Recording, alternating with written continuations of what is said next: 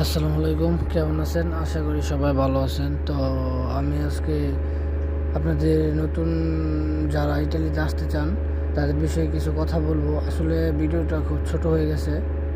তো আপনারা যারা ইটালিতে আসতে চান, আমি একটা কথাই বলবো যে আপনারা যার মাধ্যমে আসবেন, যে মালিকের মাধ্যমে আপনার কাগজ জমা দিবে, সে মালিক যাতে ঠিক থাকে, ঠিক আছে? আপনারা যার মাধ্যমে জমা দিবেন তাকে বলে রাখবেন যে এই যার মাধ্যমে, যে মালিকের মাধ্যমে আপনাদের পাসপোর্ট জমা দিবে, সে মালিকের কি ডকুমেন্ট বা সব কিছু ঠিক আছে কি না সেটা জেনে যাতে জমা দেয়। আর আরেকটা কথা কি জানেন, আপনারা ইটালিতে যখন আসবেন তখন আপনারা সব কিছু জেনে শুনে এই দেশের কালচার কি ধরনের চলাফেরা করতে হয় সব কিছু জেনে শুনে আসবেন, ঠিক আছে?